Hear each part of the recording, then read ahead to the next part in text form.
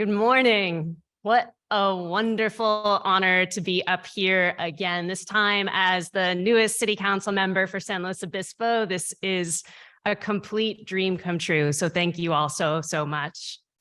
I'm really grateful that Jim invited me up here to talk about my hopes and visions for SLO, but I think you all know that it is far more important to really focus on your hopes and visions for all of you who live and work here in San Luis Obispo.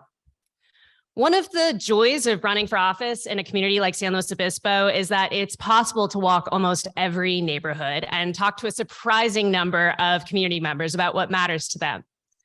After knocking on over 6,000 doors, I learned that many of the same things that Jim talked about to this group on Saturday night are the things that are front and center in the minds of most of the community. Those things include collaborating regionally to help our unhoused neighbors, making sure that we are doing everything we can to address climate change at a local and regional level, finding innovative ways to provide access to affordable housing, and ensuring the economic vitality of our community. I think most of us can agree that these things are essential to a sustainable and vibrant city. But they're also really large, multifaceted challenges that are going to take planning, collaboration, and persistence to solve. As city manager Derek Johnson is fond of saying, all of the easy stuff has been done. And so what we're left with is all the things that are going to take hard decisions and time to solve. I feel so lucky to have a council and community who are committed to working together to tackle these challenges with compassion and sustainability and pragmatism.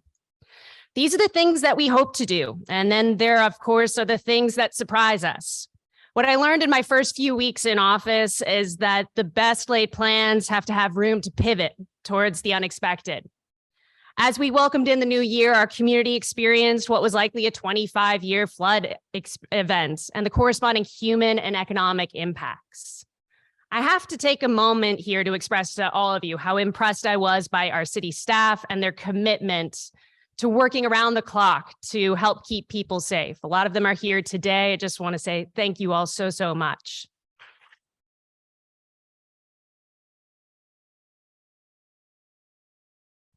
I also have to mention that the number one communication I got from community members like you during the events were, how can I help? The calls came in, the texts came in, how can I help? Who needs me? What can I do? It was an event that simultaneously was terrible and reaffirming of how exceptional our community members are. As our region responds to the consequences of that event, our city will be looking to the data to see how the investments we've made over the last decade in updating and modernizing our infrastructure held up to the water, and how our mapping and predictions of flood events looked on the ground. We'll also need to decide what investments will be necessary to face the inevitability that climate change is going to bring unpredictable weather. And that will in turn bring the need for diversifying our water supply, as well as being more resilient to floods. The job of the city is to take care of the small things, like potholes and parks, but also the big things like climate change and economic uncertainty. As we all know, this is a city that has done big, hard things. And with this council, we're going to continue to create solutions to these generational challenges. Many of you know that I spent my career as a high school teacher, so I would really hate to miss this opportunity to do a little civics outreach. I got the chance right now. So we're in the process right now of setting our major city goals and deciding how we're going to prioritize our budget for the next 2 years. The really cool thing about city goal setting is that it's based on what the community wants to see our council focus on over the next 2 years. So some of you have already seen and participated in our community survey. Did anybody in here do that? Awesome. Thank you. Appreciate it. Well, if you missed it, the best is yet to come. Tonight, Thursday, is the community forum at Ludwig Community Center from 6 to 9 p.m. And that's where the famed .democracy takes place. You get the stickers. It's really fun. Well, this year, we're actually modernizing the .democracy process with a digital interface so we can have instantaneous data capture, which is pretty exciting.